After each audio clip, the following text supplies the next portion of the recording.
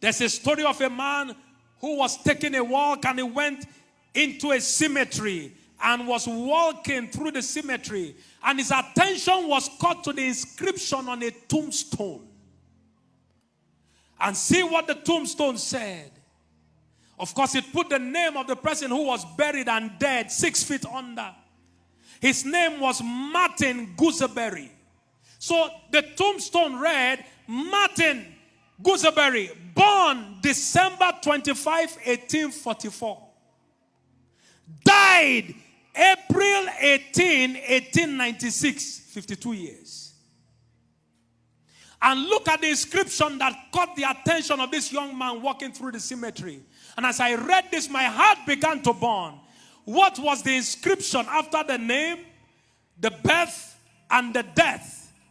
It read, I was once like you, and you will soon be once like me. That was the inscription on the tombstone. I was once like you, but beware, you will soon be like me. Life is like a vapor. It quickly disappears. That's why tonight must be a night of decisions. Because you have no idea when the vapor will disappear. And there is no opportunity to reappear for a rematch of life. Life is a vapor, and it quickly disappears. Number two thing you want to note about your life is that your life was given to you for his pleasure and will be required at his end to give an account. Your life was given to you for his pleasure, and a record will be required at its end. In Revelation chapter 4 verse 11, it said, Thou art worthy, O Lord, to receive glory and honor and power, for thou hast created all things, and for thy pleasure they were created. Your life was handed over to you, not for you, but for him. Your life was handed over to you, not for your enjoyment, but for his pleasure. And at the end, an account will be required of you. Number three thing to note about your life is that your life has its days already determined. You are seated here tonight at the crusade ground, or if you don't have any seat to sit down, I'm here to announce to you the number of your days, the number of your months, the number of your weeks, the number of your hours are already predetermined. You don't have an idea. I don't have an idea.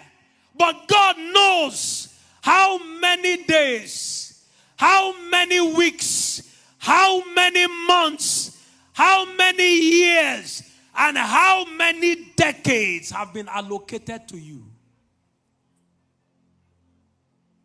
In Job chapter 14 verse 5, he said, seeing his days are determined, the number of his months are with thee, thou hast appointed his bounds that he cannot pass. Look at that again. His days are determined, the number of his months are with thee, thou hast appointed a boundary that he cannot pass.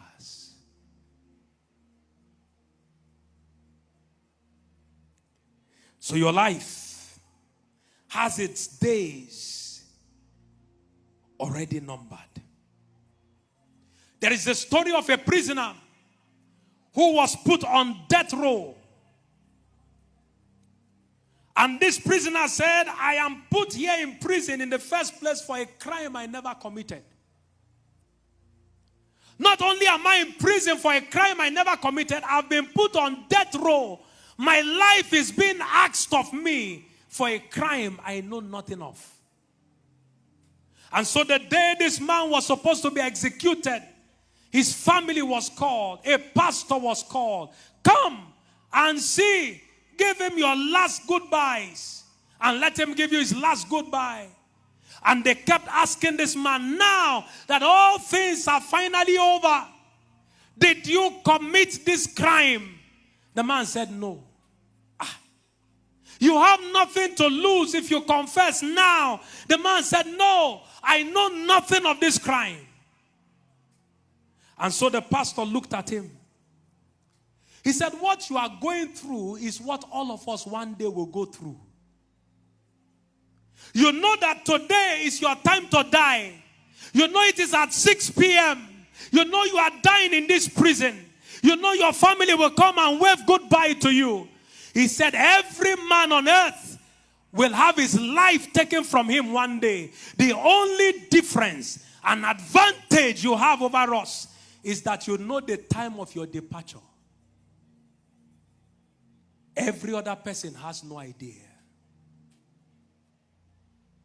Your time of departure may be closer than you think. The moment where you will stand before God may be nearer than you assume. You may think you still have decades ahead of you. But as we read, He is the one who holds your times. Your life. Your life. Your life has its days already determined. Some may be having an opportunity to hear this gospel message for the last time. Maybe God has given you opportunities again and again and again and again and again, and you keep pushing them away. This may be the last opportunity with a clear gospel message. I don't care how I live my life. You will give account. I don't care what anybody says about the kind of life I'm living. Yes, after life comes death. And after death comes judgment. You will not need your badge from your church to enter heaven. You will not enter heaven because you served in the Abraka Miracle Crusade. You will not enter heaven because you have a title. You will not enter heaven because you are a fellowship member. You will not enter heaven because you are a fellowship leader. You will enter heaven only on the account of accepting Jesus as your Lord and Savior and living a life that is well pleasing